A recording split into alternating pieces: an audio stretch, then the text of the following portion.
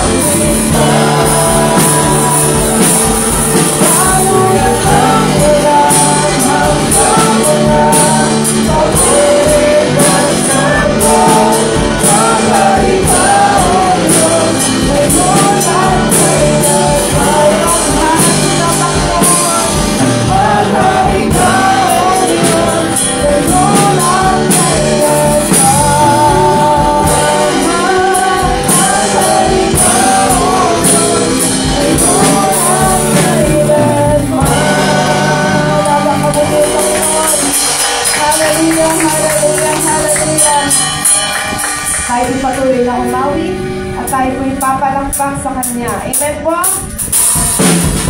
Tayo po'y patuloy na makakakila na merong pakpak na kailangan gamitin sa pagbago na ating Diyos. Hallelujah!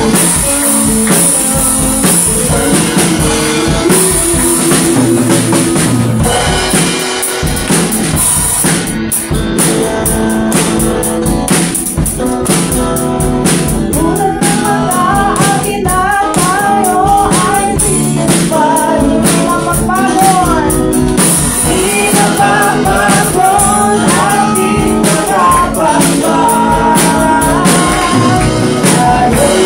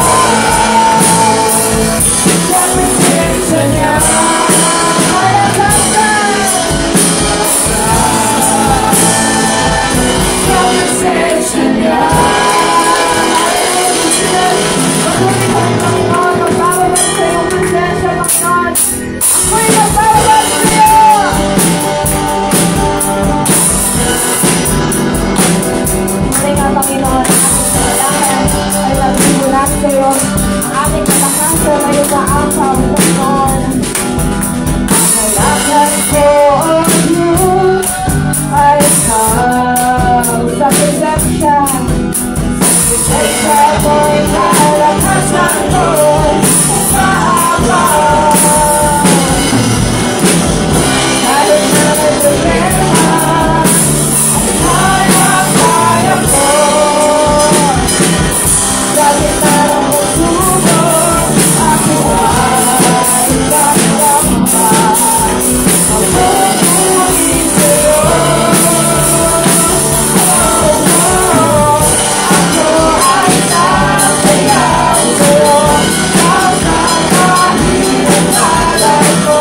pinipinigilan,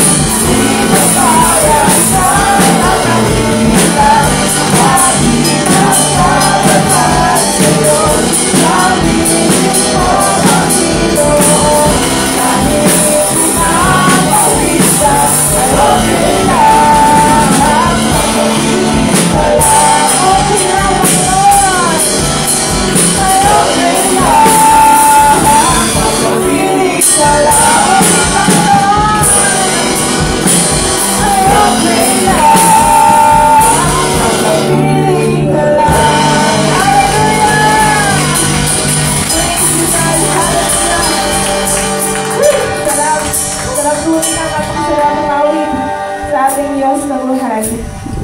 Hallelujah, hallelujah.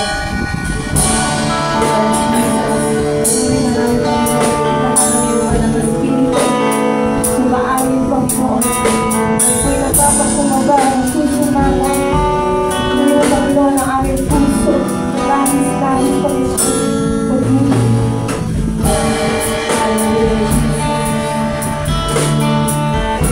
Sabihin natin ang kanyang presensya.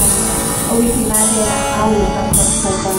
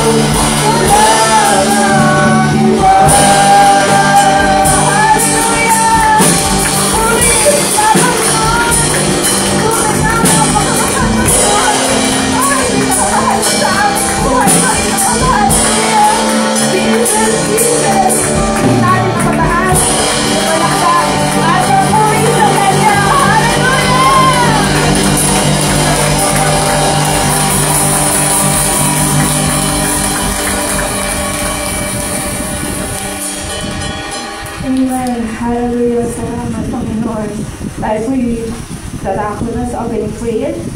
We'll be led by Pastor Stanley Vidal.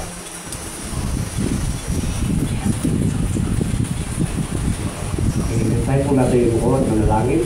Manaming Diyos sa dakila. Salamat po sa umaga ito na pagkakataon muli na kami magpuri, magsamba sa iyo, Panginoon. Kami ay nagagalak na ikaw ay awitan at papurihan at sambahin sa ngalan mo, Panginoon. Ngayong umagang ito, hiling po namin na kami lahat dito ay katagpuin mo, Panginoon. At yung mga wala po dito ay isingin po kanilang mga natutulog na puso para bumalik po sa iyo, Panginoon. At ang aming tagapagsalita ngayong Panginoon, umaga na ito ay ligay po sa iyo liguran. Doon po mauna sa amin, bigyan po kami ng sapat na karunungan upang mas maintindihan namin ang salitang maayag ngayong umagang ito. Ang lahat po ng Kristiyano ay magsabi ng Amen. Amen. Tayo po'y magkamayan. Sinitian ang bawat isa habang nawid ang katulad ng mga anak.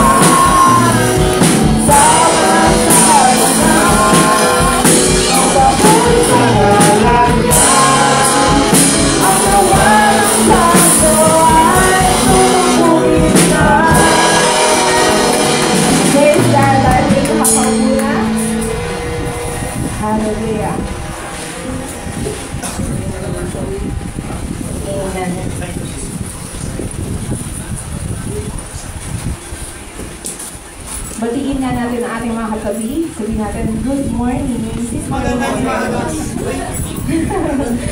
Pagpalang araw. Ayan. Diba? Amen. So, amen. Nadakal tayo sa schedule, church schedule. Tuloy-tuloy pa rin po ang ating mga services.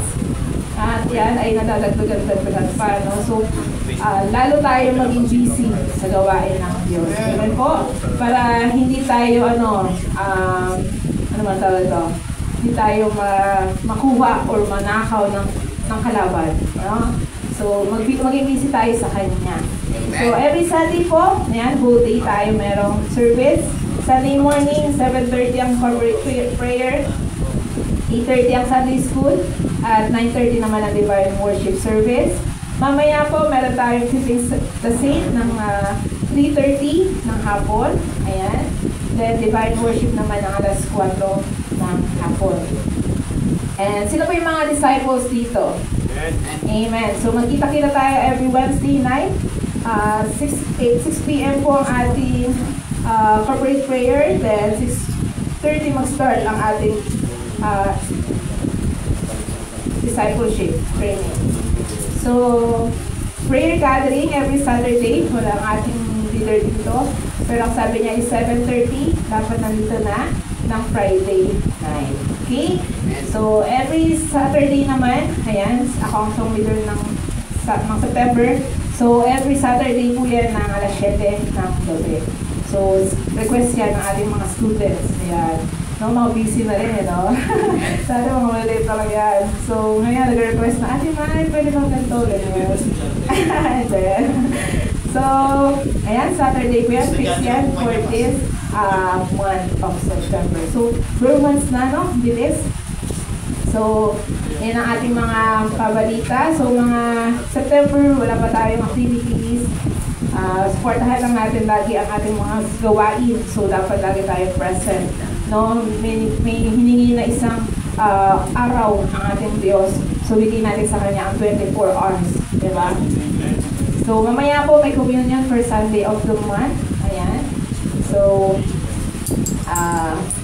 attend tayo later ng ating communion. service. So, ano tayo, magsiyasat ng ating mga puso, di ba? So, kung karapat-dapat pa tayo tumanggap ng communion mamayang hapon.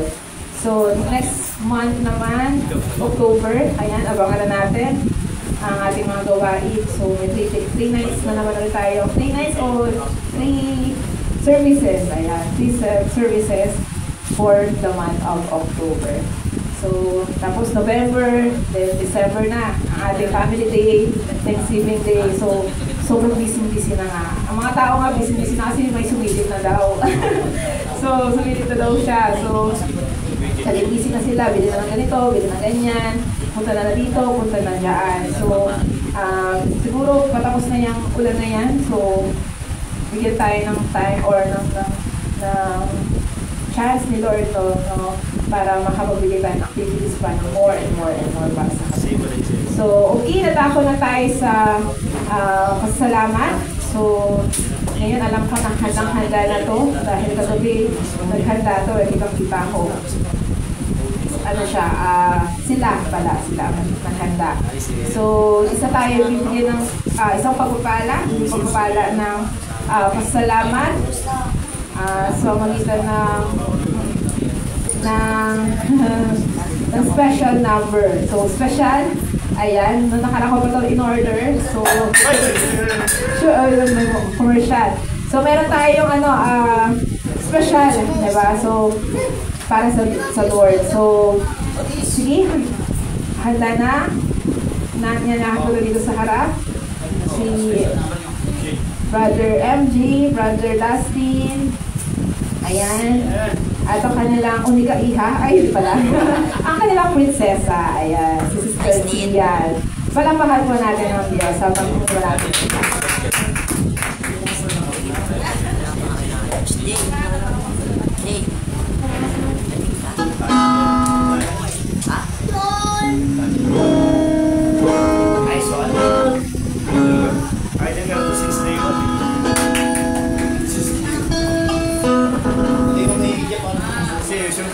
Kasalanan siya. Baka kita ka pa.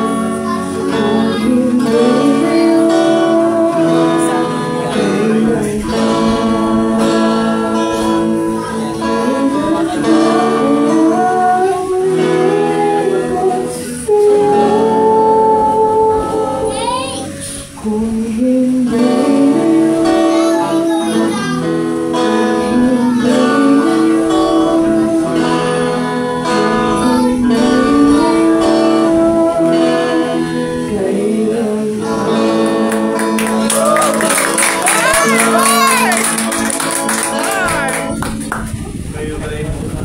Hallelujah. Tumayo yung buhok. Lamig. Amen, amen. More, no? Dapat more.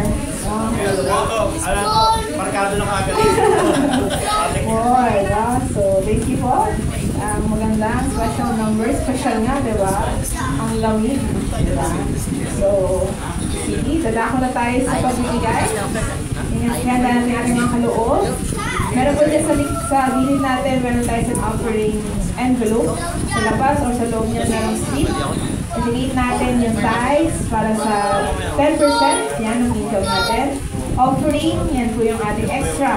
No? So, yan yung mga parang exit pa sa offering ay sa tithes. O kaya, hindi pa ikaw ready mag-commit, mag-offering muna or love gift.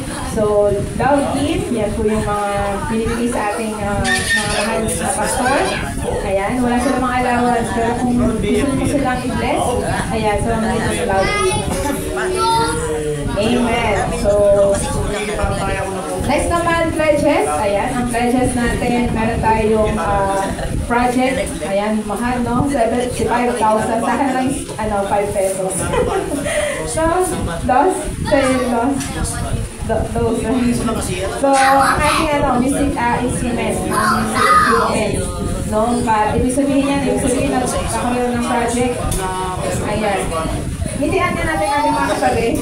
Ayan. Sige nga, ngitian natin. Sabihin natin, zip mouth. Children. So, okay. So, ang building fund naman, yan po yung binili sa renta ng building. Okay? So, okay. So, tayo po yung handang-handa na no? Handang-handa na Kaya ako dito sa harap ang ating music team. Tayo po tumayo at tayo po yung magbibigay.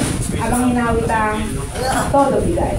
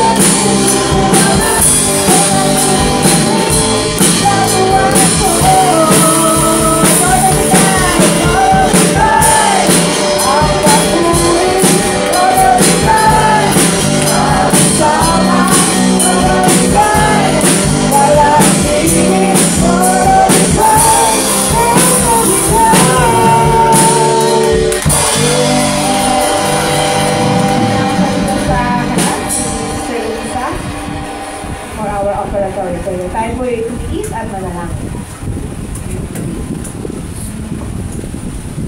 Let's bow our heads and close our eyes. Yes, Father God in heaven, salamat Panginoon sa umalang ito, Panginoon, na di po pupunin, Panginoon. Magbigay mo ni Panginoon na nararapat sa iyo, Panginoon. Lord, patuloy mo kami bigyan ng pusong magbigay, Panginoon. Patuloy namin magbigay, Panginoon, na aming commitment sa iyo, Panginoon. Lord, na aming commitment na tayo, gamitin mo, Panginoon, upang mag-build, Panginoon, ng pananampalataya sa Panginoon sa iyo, Panginoon. Lord, salamat, Panginoon, sa Ministeryo Pinansyal, Panginoon, tinuturuan mo kami hindi maging madamot, Panginoon. Lord, kami sumuporta, Panginoon, sa iyong gawain, Panginoon. Salamat, Panginoon, sa mga kami na nagbigay, Panginoon. Sa mga nandito nagbigay, Panginoon, sa mga wala nandito nagbigay, Panginoon. Patuloy mo silang pagpalain, Panginoon. Hawakan ang kanilang mga buhay, Panginoon. At Lord, magamit sila, Panginoon, sa pagsuporta, Panginoon, patuloy sa pagpapalawak ng iyong gawain, Panginoon. Salamat, Panginoon, sa iyong biyaya, Panginoon, sa aming mga natanggap na pagpapala, Panginoon, mula sa iyo, Panginoon. Tunay nga, Panginoon, ikaw ang aming great provider, Panginoon. Salamat, Panginoon, sa biyaya mo. Sa iyo lamang po ang pinakamataas ng puri, sa pangalan ni Jesus, ang lahat ay magsabi na Amen. Amen. Tayo po'y makakaupo na. Ayan. alam ko na. Ayan. So, ito yung pinakamahalaga na gawain ng ating programa. Gawain para sa ating Diyos na buhay. So, sabihin natin sa ating mga katabi, huwag mo muna akong kausapin. Ayan. So, sit back, relax na tayo. So, listen to the gospel, the word of God. So, hanapin natin ating mga magandang upuan. Ayan. No, na hindi na tayo ma-istorbo, hindi na tayo distract, no? So, dapat nakafocus tayo. Okay? So, yan natin ang ating mga puso, ang ating mga isip, para sa pakikinig ng salita ng Diyos. Amen? May ka na po ang Lord, kay Pastor Neil Gakuta. Palakpakan po natin ang Diyos. Yung pala, si Brother James po muna pala, para sa ating pagbabasa ng Biblia.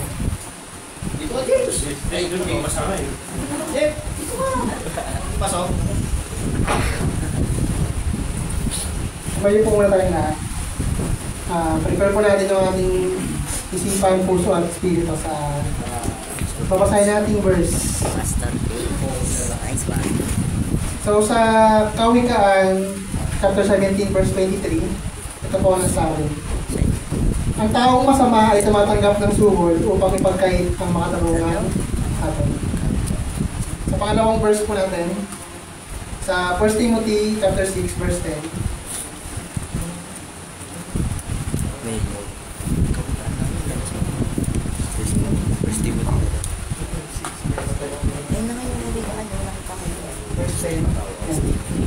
Sapagkat ang pag-ibig sa salapi ang siyang ugat ng lahat ng kasamaan.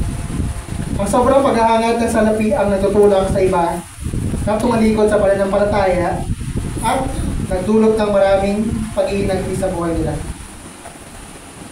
Maraming salamat sa pagkabasa ng ating salita ng Diyos. Sound check. Okay, tayo manalangin. Hindi tayo nakaupo. Aming Diyos na manakila, kami naman natin sa iyo, Panginoon, sa umaga po ito. At pagpalain niyo po, Diyos, ang pagkabasa ng iyong banal na salita.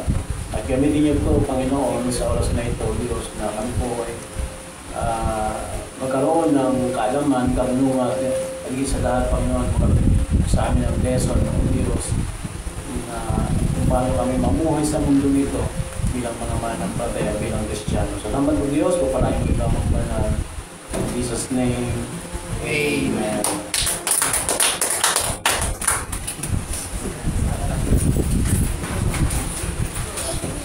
Hindi ko pa sinabi mo kung kayo Hindi mo muna ba kayo? Dapat sabi mo muna kayo. Tayo muna kayo. Joke lang. Para mag-isip kayo. Ayan. Okay. Jay, naamo ng konti Jay. May ko nga siya. Yan. Okay. Meron akong iba panood sa inyo. Kasi dito ko kinuha yung aking topic eh. Pero bago yan,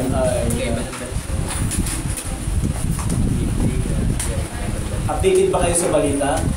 Amen. Anong balita ngayon? God control. God control. Sky. Ha? Ghost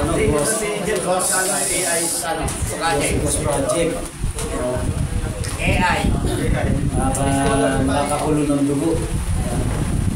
Kaya dahil ako yung pastor ng Pilipino, ay ito yung aking paksa ngayon. Itong trending na to. Televisa, pakipalabas mo nga yung interview ni Vico Soto. Kasi lang kung kinuha yung word na natin natin.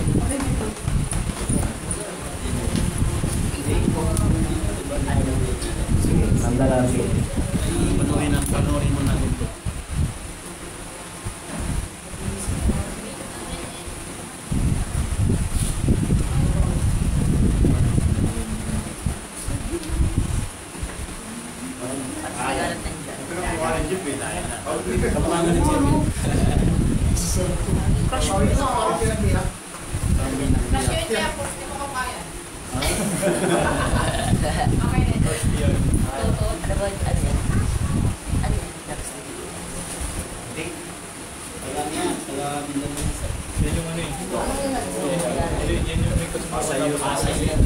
Kasi yun, yung may kasubukan ako. Alin eh. Alin yan eh. Hindi kilala yan. Hindi, I mean, Panuorin nyo. kaya ko panoorin. Kaya ako Hindi sa mga gusto. Kahit naman ako, di ko alam yun. Kailangan maging nakakadiri yung korupsyon. Kailangan hindi siya maging katanggap-tanggap. I think unfortunately through the years, that's really what's happened. It's become accepted. Naging katanggap-tanggap siya sa atin lahat. And I think all of us are guilty here. I think that's the first step. If we want to fix this, kailangan aminin natin na at some level, all of us are guilty here. Hindi ibig sabihin may natanggap tayo. Pero ibig sabihin at some point, hinayaan natin na pumayag tayo na naging perception natin or thinking natin na hindi, ganyan talaga. Pag politiko, talagang mayayaman yan. Pagka ngayon na talagang mayayaman yan, ganun talaga. Parang naging accepted siya kahit magtanong tayo sa ordinaryong tao, mag-random survey ka, tanungin mo siguro, ang politiko ba yung mayaman?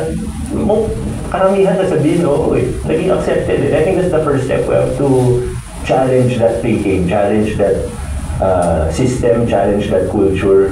Basagin natin yun. And the first, again, isa sa unang kailangan gawin, pag-usapan natin. Hot topic now online is yung mga vloggers, social media influencers, content creators na nag-flaunt ng wealth nila and apparently connected pala sila sa contractor. That should be frowned upon. Or at least, should we build a mindset na kapag nakita tayo ng wow, sobrang yaman, dapat ba may instant instinct na tayo magdadala na saan mo nagaling? Hirap kasi wala naman masama maging mayaman kung galing yan sa mga maayos na paraan. Kung pinaghirapan yan, kung pinaghirapan mo o pinaghirapan ng pamilya mo yan, wala naman masama. Of course, as public officials, we have a code of ethics. Ostentatious display of wealth is also not good regardless of the source. But siguro yung mga nakita talaga natin na connected sa contractor, sila naman nag-post online, di ba? So, bigyan natin sila ng attention kung gusto nila. Pero as you mentioned, medyo accepted na nga na instead na i-question, saan galing? Yeah, tama ka doon. Talagang yun nga I think that's one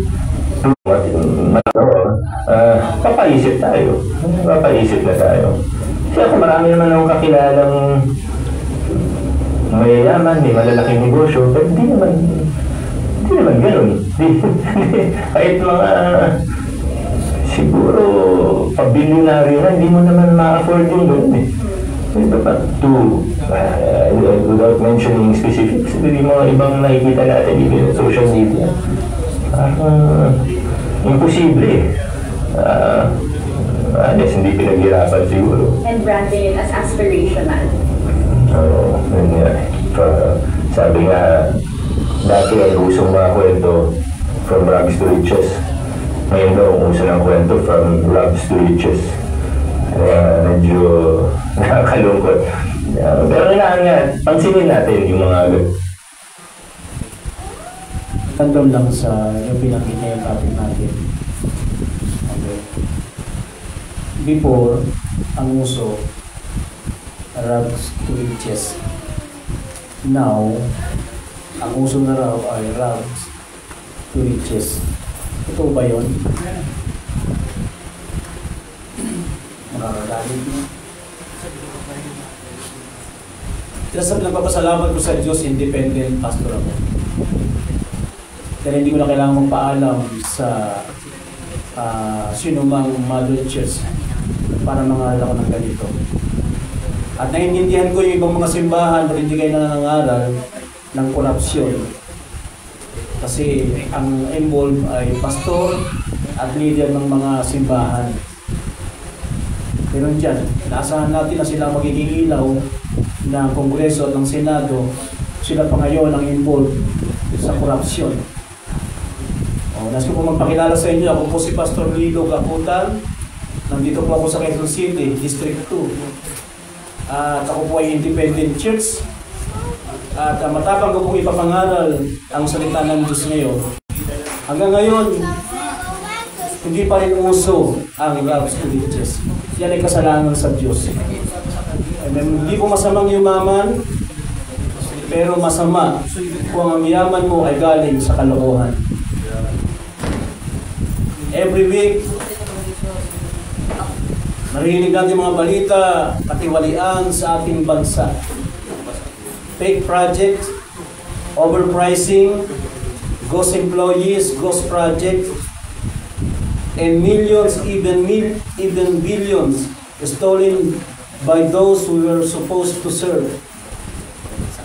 Congressmen, senators,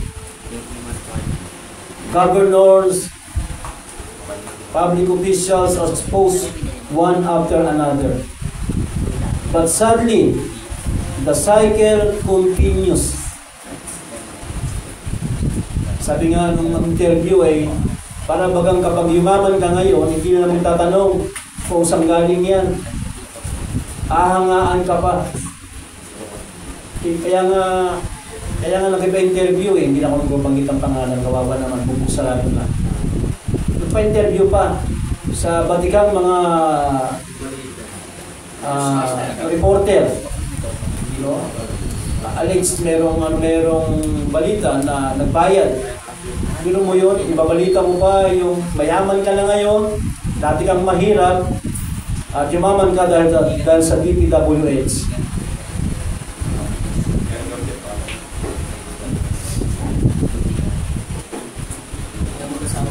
Ito ay nakaagalit, yes. Pero higit sa galit, tinatawag tayo ng Diyos na siyasapin din natin ang ating sarili. Baka dahil uso na doon sa taas. Alam mo kasi, hindi pwedeng mangyari yan sa taas kung hindi yan nangyayari sa baba. Kaya, ang pangangaral na ito ngayon, hindi lamang nakapokus doon sa mga nakaupo doon sa Kongreso, sa Senado o sa batasan, kundi ito'y para sa lahat ng mga Pilipino. Dahil tayo rin ay pwedeng matukso na mandaya. Maaring sa maliit na paraan, pero sabi nga ng kapatid ko na pastor, walang maliit, walang malaking kasalanan. Ang kasalanan ay pantay-pantay sa harapan ng Diyos. Hindi nga lang pantay-pantay ang judgment. No? Siyempre, pag maliit lang yung judgment. No? Kasi ang Diyos ay just.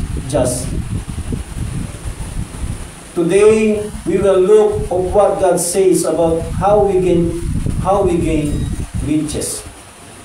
May tamang paraan ng pagyaman at may maling paraan. Kaya nasa pong mangaral sa paksang rags to riches versus rags to riches. Number one point. Righteousness leads to true riches. Tandaan natin, ang katwiran ay nagdadala ng tunay na kayamanan. Kaya nga sinabi ng 1 Timothy chapter 6 verse 10, for the love of money is a root of all evil, of all kinds of evil. The problem is not the money, or is not money, but the love of money. Hindi masama at hindi kasalanan na magkaroon ng pera at maraming pera. Pero ang kasalanan ay ibigin natin ang pera. At dahil sa pag-ibig sa pera, sabi ng Biblia, the love of money is the root of all evil. Kapag nagsimula ka ng magmahal sa pera kaysa sa Diyos, Matthew chapter 6 verse 24, dapat mamili ka kung sino paglilingkuran mo, ang Diyos o si Mammon, o kayamanan o pera. Pag nagsimula ka na masigit mong mahalin ang pera kaysa sa Diyos, diyan magsisimula, papasukin mo na ang iba't ibang kasalanan. Sapagkat ang pagmamahal sa pera o kayamanan ay ugat ng lahat ng kasamaan. Many politicians and even ordinary people fall into sin because they worship wealth more than they worship God.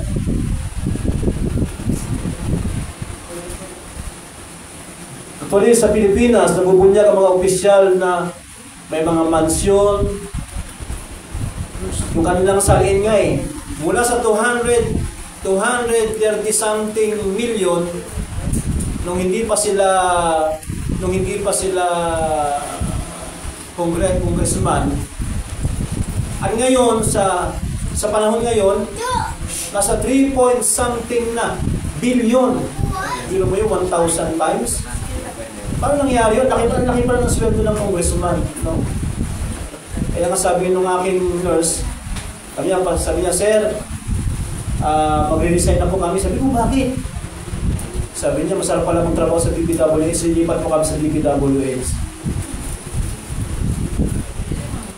Gusto pa lang yumaman ngayon, magtrabaho ka sa DPWH, pero nagkakamali kayo, napalitan na po yung secretary. Amen? Lagot kayo ngayon. Kasi pinapanalangin namin na mabunyag ang katiwalian sa Pilipinas. At isa sa mga solusyon, isa sa mga sagot ng Diyos, kahit ayon sa gusto ninyo, binaha ang mga lugar. No? Sa panahon ni Noe, nahayag ang paghatol ng Diyos sa magitan ng baha. Sa panahon natin ngayon, nahayag ang paghatol ng Diyos sa magitan pa rin ng baha. Kapag nahayag yung mga tao na gumagawa ng korupsyon at pagnanakaw ng pera ng taong bayan. Hindi nyo pera yan. Pera yan ng mga Pilipino na naghihirap.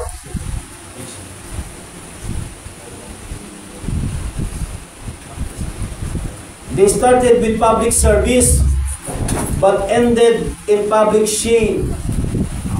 Nagsimula silang maglingkod. Sabi nila, maglilingkod ako, kaya sa tumatakbo, paglilingkuran ko kayo. Pero sa huli, makikita mo, nakakahiya ang kanilang mga ginagawa. Nakakasuka.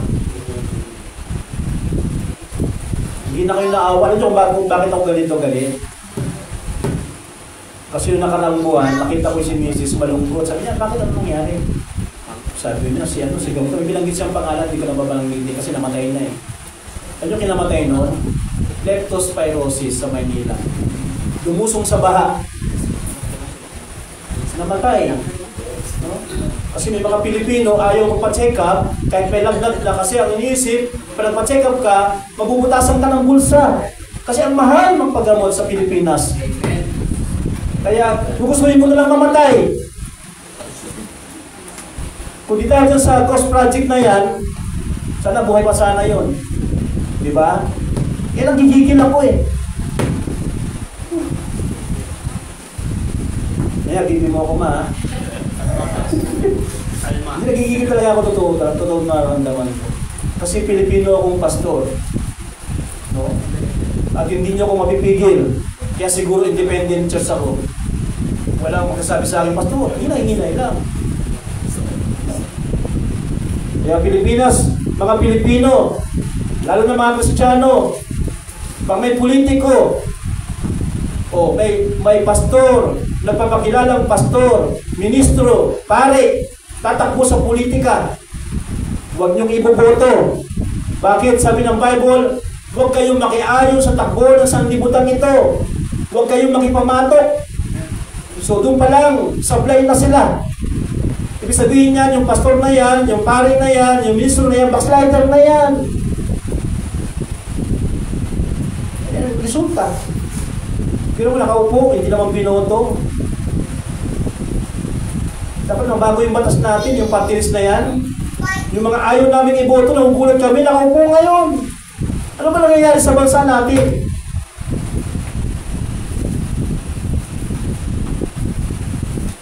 Be careful. The love of money doesn't just tempt the rich, it tempts all of us. Hindi lang ito para sa mga mayayaman. Kahit sa atin, pwede tayong matukso. Matukso sa pera.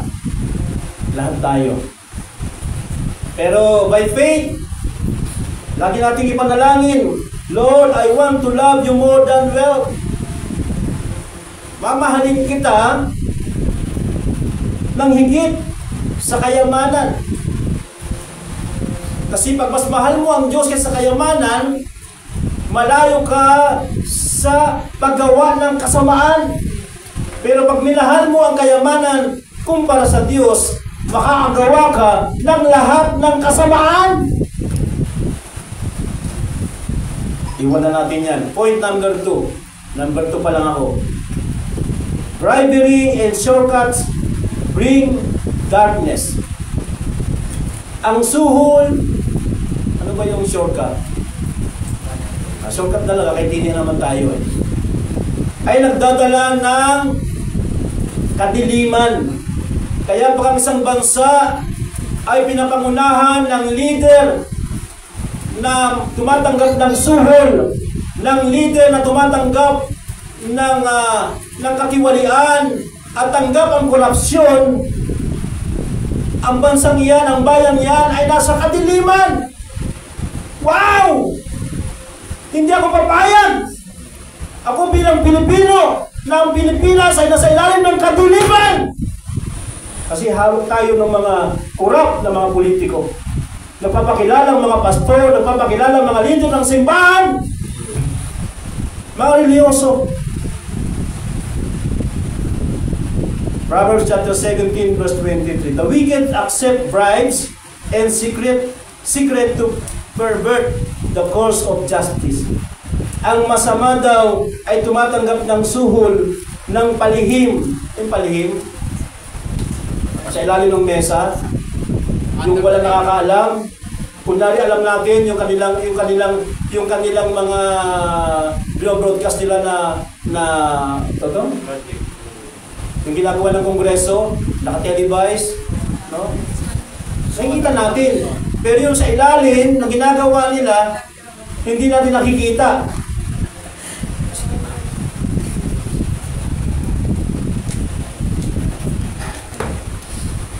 Tubig. Tuloy ko ba ito, mapatid? Amen. Yung sangalan ng sanligo pa ako nagpupuyos ang dami ko dito. Kapasa ko ng balita, akanood ko ng balita. Kakanood ko, lagi lang yung napapanood ko. Ano ba itong palabas?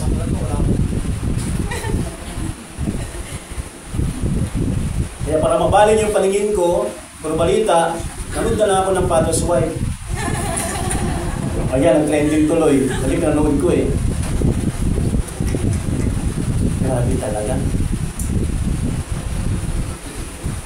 Ang masama ay tumatanggap ng suhol ng palihim upang baluktutin ang katarungan. Magbantay kayo mga Pilipino, hindi pa tapos. 2025 na budget.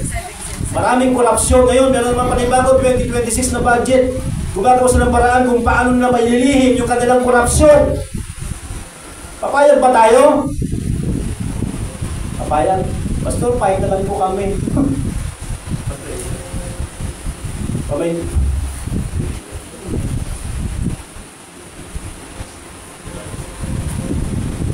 Nakagigil.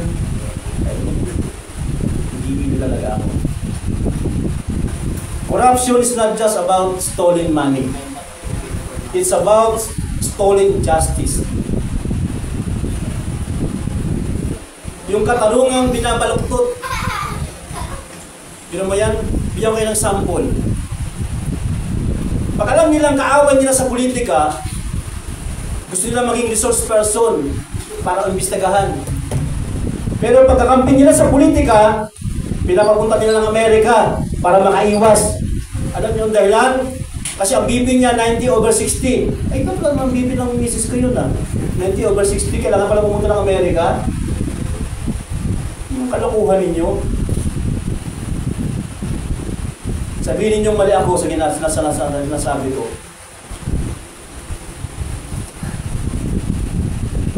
When bribes are accepted, the poor suffer, justice is delayed, and truth is silenced.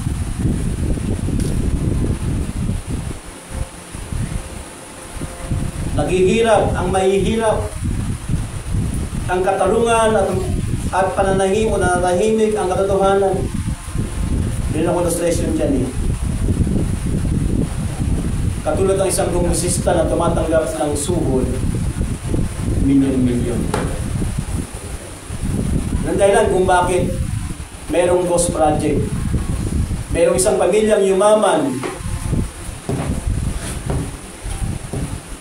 Laki nun, no? 40%. Ako yung kontraktor. Tapos, yung nasa gobyerno, kusuhulan ko ng 40% sa project. Eh kung 1 billion yan, ang pinakamaliit, 50 million eh. So, pwedeng kasuhan ng plunder. Kasi 50 million eh. Tumatanggap ng milyon-milyong suhol. Naabutan ngayon. Alam niyo po, pinanganak ko 1969, naabutan ko po si Marcos Sr. Pero mas matindi itong panahon na ito ngayon. Grabe. Totoo yun eh. Kung ano yung nakita ng bata sa matanda, hihigitan pa niya. Ayan, naligitan pa. Ako ang sample dyan. Nung bata ako, nakita ko yung mga magulang ko, pag Sabado, Linggo, inuman. Bumabaha sa amin ng alak. Tuwan-tuwa naman ako kasi merong bote. No, na empty. Ay, bibenta ko, pinagpalatin ng Donis. Pero paglaki ko, sabi ko, ay dapat masigit pa ako. Hindi lang ako uminom ng alak. Tuligin pa ako ng drugs. Kasi, totoo yung kasabihan, hihigitan ng bata ang matanda sa kanyang nakikita. Kaya mag-iingat po tayo. The nation pays the price. Schools don't get built. Roads remain broken. Kaya yun pa lang yan. Ano pa lang yan? Yung flood control pa lang yan. Marami pa yan. No? Yung mga buildings, yung mga paaralan na pinapagawa, mga tulay. Marami pa yan. No? Hindi lang nakatutok sa iba. No? Lord, bigyan mo kami ng matinong mga leader. Hirapan na kami rito sa mga leader na to. Hindi naman mapabatas yung dapat patayin yung mga taong kurap. Bakit? Sila rin kasi gagawa ng batas eh. Eh ba't ako gagawa ng batas laban sa akin? Diba? Kongreso rin naman gagawa ng batas. Sila rin naman magpapasen yan. Even in small things, say no to bribes, scams, and cheating. Mga kapatid, ito yung application niya. Kahit sa maliit na bagay, tanggihan natin, iwasan natin ang cheating. Pag sinabi yung cheating, masyadong malawak yung word na yan. No? Cheating sa partner, cheating sa property, kung ano-ano pa.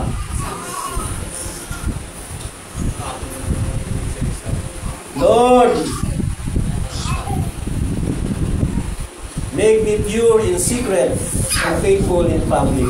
Ito lagi natin maging panalangin sa akalawang puntos. So, sa secret man, wala man nakakakita, tayo ay magiging tapat sa Diyos.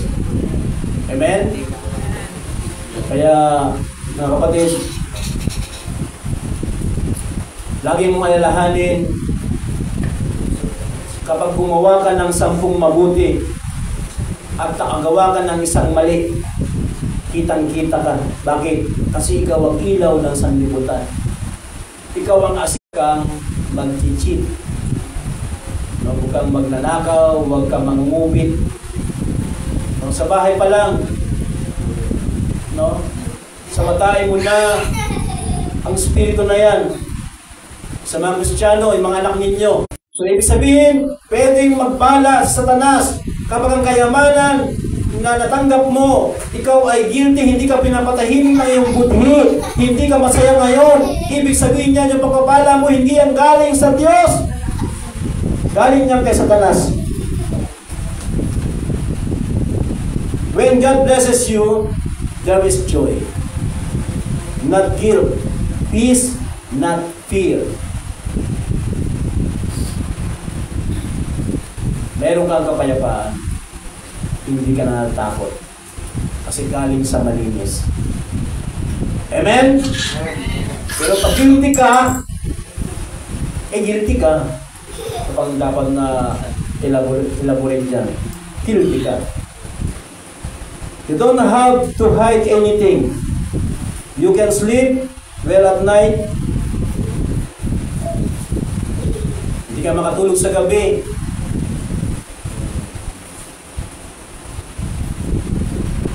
Kasi binabagabag ka ng iyong konsensya. Dahil ang kayamanan na hawak mo ngayon at tinatangkilik mo ngayon hindi galing sa mabuti. Naalala ko yung aking isang dyan sa bandang yung unang apartment na nagrenta kami dito sa Quezon City.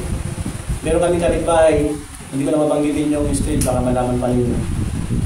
Siniran ko siya ng gospel. Nakita ko naman sa kanya, tinamaan siya. At gusto niyang entertainin pa. Sabi ko sa kanya, alam mo, Brad, tanggapin mo si Jesus. Babaguhin ka niya. Papapalain ka niya. Alam mo, hinarap ako ng lalaki, sabi niya, hindi pwede.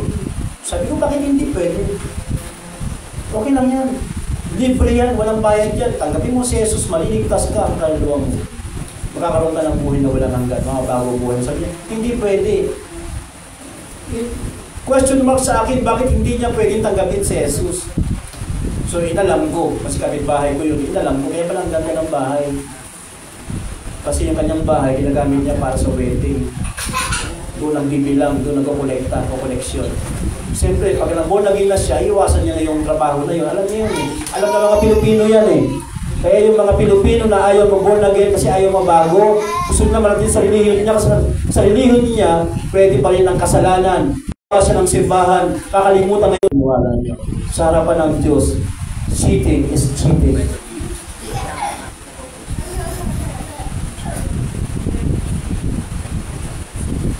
Okay, isang ilustrasyon. Isang kabataang Kristiyano ang tumanggi sa madayang offer. Ano niyo ba? Isa sa mahirap tanggihan na offer ay yung suhulan ka para sa isang bagay na alam mo na ayan ay kasalanan. Pero ang hirap yung tanggihan. Bakit? Kasi pag sinabing offer, mahalaga, malaki, may halaga. Masisisilawin ka talaga sa halaga para pantayan man o lagpasan pa yung prinsipyo mo. Kaya hanga ako sa mga politiko na may prinsipyo. No? Sa kanila, hanggang ngayon, ang korupsyon ay karumal-dumal. Kaya hanga ako sa mga taong ito. Hanga ako sa mga tao na hindi nagpapakilala na sila ay Kristiyano. Hindi sila, praise the Lord, hallelujah. Pero may prinsipyo. Nakakahiya kayo, mga nagpapakilala kayo, mga praise the Lord kayo. Born again kayo, sabi ninyo. Pero sangkot kayo sa korupsyon.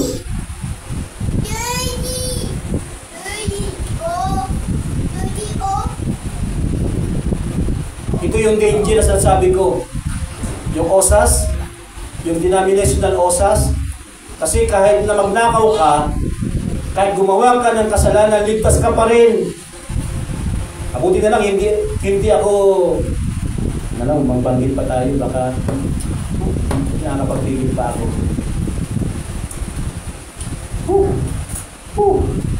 Ang turo sa akin ng nurse ko, exhale. Yan. Yan turo sa akin ng nurse ko eh. Yahin mo yung brad. Pagkano? Buga. Yan, okay na yun. Ano na uli yun? 120 over 80 na uli yun. Biro mo yun ha. Masarap pala ang BP mo, 90 over 60, no? Pumunta ka ng Amerika. Ma, iba ka ng passport. Hihingi tayo ng pamasahe sa Senado, sa Kongreso. Punta ka ng Amerika. Kasi 90 over 60 ang BP mo eh. Pamasahe pa punta lang mo.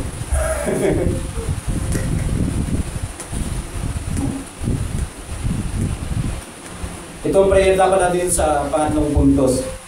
Lord, I want your blessing, not the world. Nais ko ng iyong pagpapala, hindi sa mundo, hindi galing sa mundo.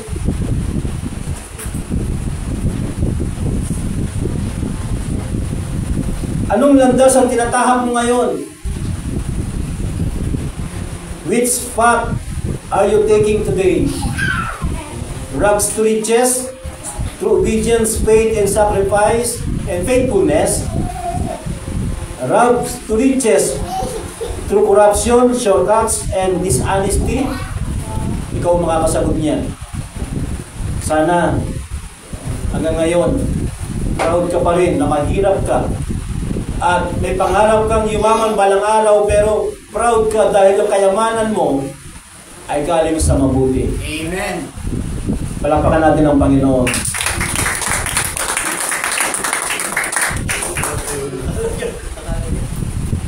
Pakinggan nyo ito mga kapatid. Only what is built with righteousness will last. Ang pundasyong matuwid, ito ay magtatagal. Sabihin mananatili. Pero pag ang foundation mo ay korupsyon, cheating, unfaithfulness, kukunin sa iyo ng Diyos yan. Babawiin sa iyo ng Diyos yan.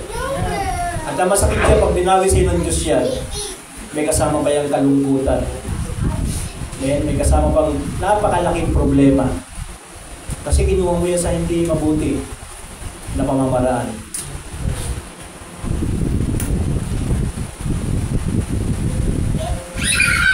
Okay? Sa aking pagkatapos, gusto ko magtapos sa panalangin. Lord, I surrender every bad ambition to you. Help me walk in integrity even when it's hard. Forgive me if I've chosen shortcuts or dishonesty. Make me an example of righteous success. Tumayo po tayong lahat. Ako ay nangaral sa paksang rags to riches versus rags to riches. Obvious naman na ang kalooban ng Diyos ay tayo guminhawa at guminhawa tayo sa matuwid na pamumuhay na may katapatan. Huwag tayong mandaraya sa kapwa natin, lalo na sa kapatid natin sa Panginoon. No? Huwag tayong mandaraya. Galatians chapter 6 verse 9. Huwag tayong mandaraya. Lalong-lalo sa ating kasambahay. Ang daming kasambahay sa pananampalataya, kapwa mananampalataya. Amen? Maging tapat tayo sa isa't isa, magpalakasan tayo, hindi tayo magtisuran. No? Hindi ikaw gagamitin ng Diyos para matisod yung kapatid mo, para hindi na magsimba, hindi na mag-Diyos, hindi na maniwala na ang isang tao ay pwedeng mabago ang kanyang buhay. Ang born again faith ay pwedeng makapagbago ng buhay. Huwag mong sirain ang pananampalataya na mismong sinabi ng Panginoon, sumpahin ka ng Diyos. Kung ngayon, ayan ang iyong pananaw. Wala kang sinisino, wala kang pakialam kung sino masagasaan mo, kapatid mo, kamag-anak mo, kasama mo sa church, kaibigan mo, kapitbahay mo. Tapos magpapakilala ka, born again ka, mananampalataya ka, Kristiyano ka, pastor ka. Hindi ko nakakasakit dun eh. Dati proud ako maging pastor, ngayon parang nakakahiyang maging pastor. Dito lang ako proud, pero dito ko sa Gonzales. Sa labas, ayaw ko magpakilala, baka batuhin ako dyan. May kakaya. Kaya kung ganun pa rin ang nasa isip mo, ganun pa rin ang kalagayan mo, magsisi ka. Dahil hindi pa tapos ang paghatol ng Diyos. Mayroong paghatol, tinakta sa tao mamatay na minsan pagkatapos paghuhukom. Sigurado yan, mayroong paghatol ng Diyos. Ahatulan ka ng Diyos ayon sa iyong ginawa. Nalihim man o hayagan man, ahatulan ka na ng Diyos sa iyong ginawa. Habang inawit natin, yung awit, banal mong tahanan.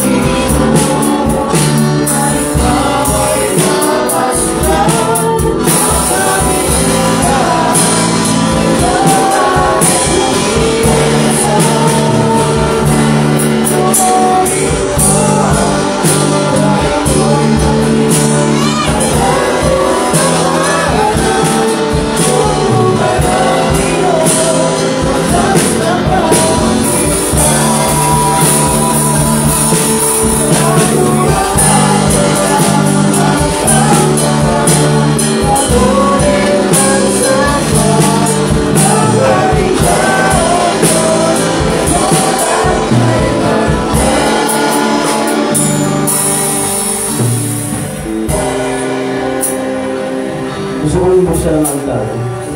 Dahil lahat tayo dito pwedeng maging biktima. Lahat tayo ay pwedeng makagawa ng pag-cheat sa kapwa. Kahit sa maliit na bagay yan, maaaring makagawa ka ng pagsisinungaling ka para makaniwala mo siya. Biktima tayo ng pagsusuhol. Magiging ugali natin yung magsuhol. Panahon na, Pilipinas, panahon na mga Pilipino.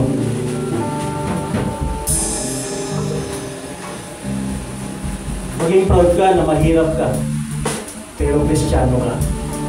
Maglilingkod ka sa Diyos. Hindi man ganun kalaki ang kinikita mo, hindi man ganun kalaki ang income mo. Pero may kapayapaan ka. Hindi ka guilty, nakakatulog ka ng mahimbing. Walang taong galit sa'yo, walang taong inis sa'yo.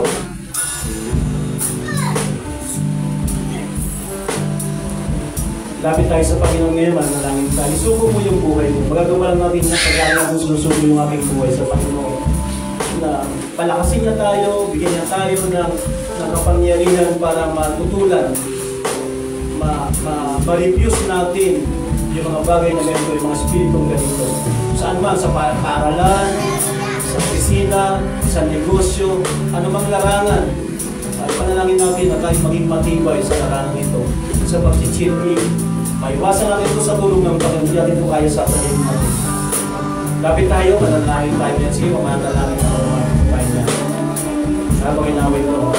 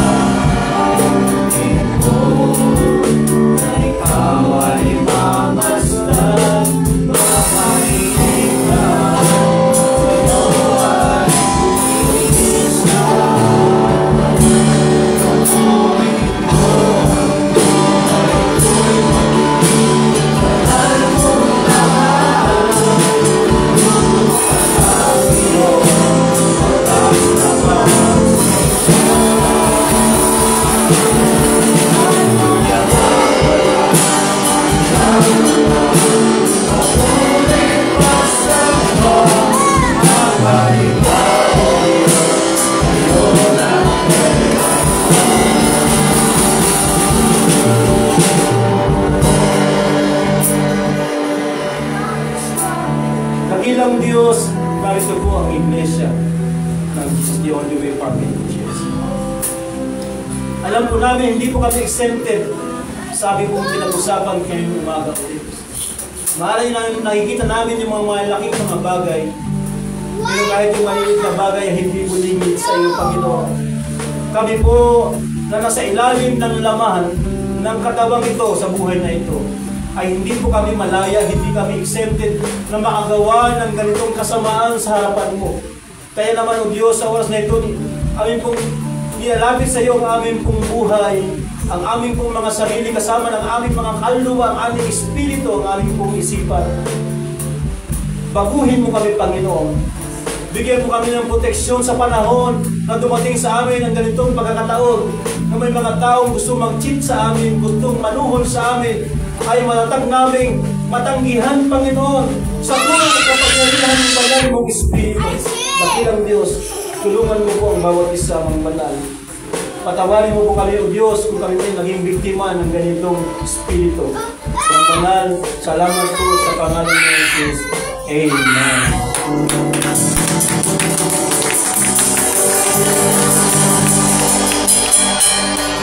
Amen. Tapos katapos ay nais ko pong manalangin sa ating mahal na bansa.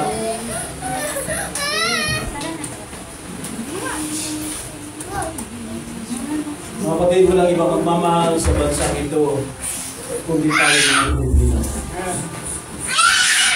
Hindi ang ibang bansa. Hindi ang Amerika. Hindi ang sino man o anumang bansa. Panginoon,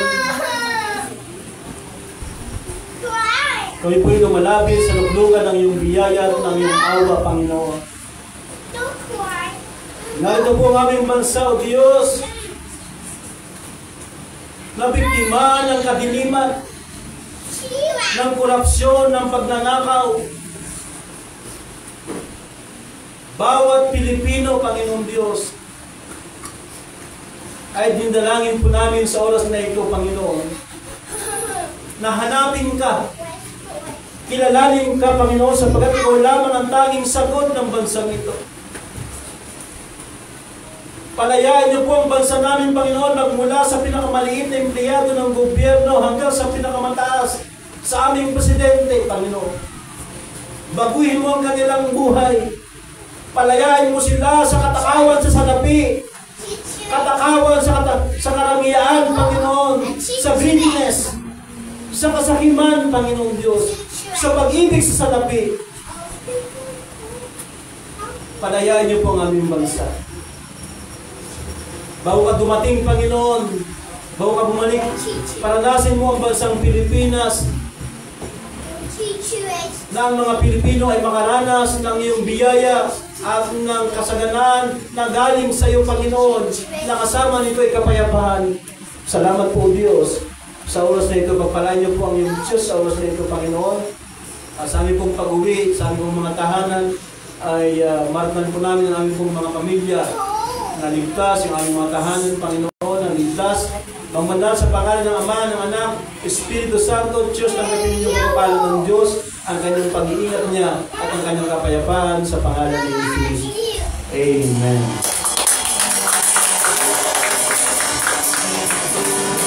Okay, so natako tayo sa pagkakapo muna tayo. Makapo muna tayo.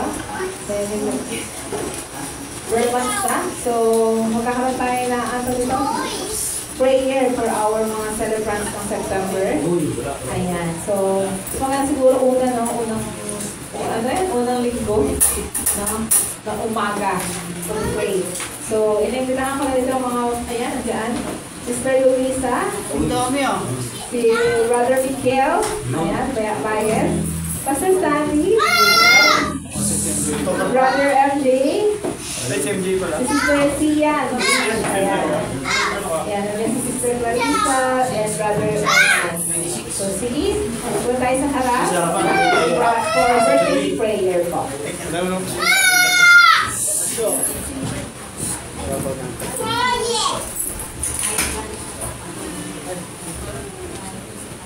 Wow!